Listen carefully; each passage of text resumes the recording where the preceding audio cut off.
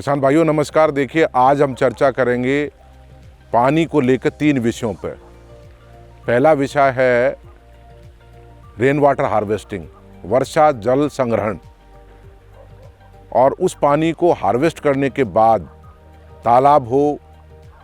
उसमें bottom lining करके हम पानी को इकट्ठा करते हैं और खेती में इस्तेमाल करते हैं। और दूसरा तरीका है हम पॉन्ड बनाएं और उसमें रिचार्ज वेल लगाएं ताकि हम हार्वेस्टिंग के बाद पानी को या तो इस्तेमाल करना चाहिए या ग्राउंड में भेज दें ज़मीन के अंदर, ताकि वो बाद में आपके उपयोग में आ सके। और तीसरा तरीका है रिसाइकलिंग ऑफ ग्रे वाटर या सीवेज वाटर। तो हमारा जो श्री कर्ण नरेंद्र कृषि विश्वविद्यालय जॉबनेर है, इसमें हमने एक बहुत ही सिंपल साधारण तरीके का सीवेज रिसाइकलिंग प्लांट लगाया है और उसके साथ हमने पूरे कैंपस के सारी यूनिट्स, जैसे जितने भी रेजिडेंट्स हैं, टीचिंग नॉन टीचिंग, हॉस्टल्स हैं गर्ल्स के बॉयज़ के, इसके अलावा गेस्ट हाउस, इन सब को उसके साथ जोड़ा है। और इसके अंदर 1 लाख लीटर का जो इनलेट टैंक है जिसमें पानी सीवेज पानी आता है शुरुआत में, और फिर 1 लाख लीटर का ही आउटलेट टैंक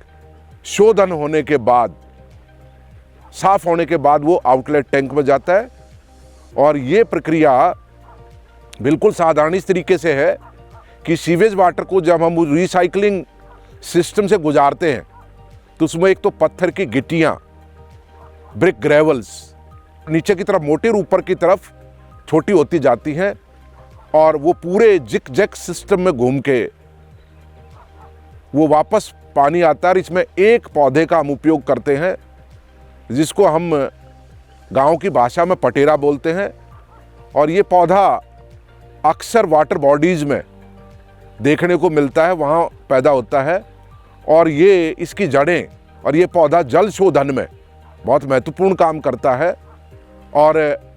इसको अंग्रेजी में बोलते हैं टाइफा। इस प्लांट का प्लांटेशन किया है, और जब ये पानी शुरुआत से लेकर आखिर जब ये आउटलेट टैंक में जाता है तो इसमें काफ़ी शुद्धिकरण हो जाता है पानी का। अब वो सीवेज वाटर नहीं बचता, क्योंकि ये पानी आपके घरों से आ रहा है, आपके हॉस्टल से आ रहा है,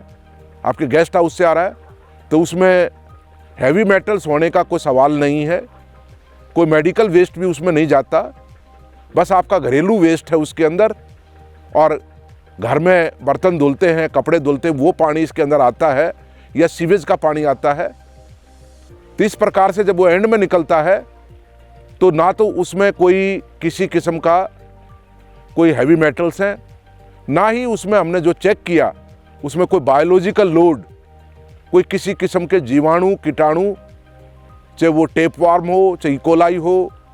या सल्मोनेला हो, इस तरीके के कोई जीवाणु कीटाणु भी देखने को नहीं मिलते। और इस पानी को ऐसी परिस्थितियों में जहाँ पानी की भारी कमी है, और हमारे जैसा जो कैंपस है जॉबनेर का, यहाँ हमें पता ग्राउंड वाटर नहीं है, और हमारा जो अस्तित्व है वो मात्र रेन वाटर हार्वेस्टिंग पे है, तो हम तीनों चीज़ों का उपयोग यहाँ पे कर रहे हैं। रेन वाटर हार्वेस्टिंग और उसका फिर अपने उसमें उपयोग दैनिक जीवन में, खेती में उपयोग, रिसर्च में उपयोग। और दूसरा जो तरीका है, एक कच्चा पॉन्ड है जिसमें आप पीछे की तरफ पहाड़ देख रहे हैं, इस पहाड़ का पानी, पूरे कस्बे का पानी कच्चे पॉन्ड में आता है। उसको हम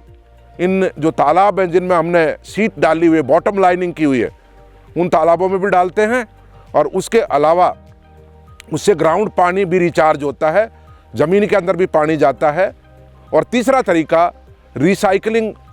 ऑफ द डोमेस्टिक वाटर, जो कि सीवेज का है या ग्रे वाटर है। तो तीनों तरीकों का हम इस्तेमाल कर रहे हैं। और ये जो रिसाइकलिंग वाला जो पानी है जिसका शोधन किया हुआ है, उस पानी को फॉडर क्रॉप्स में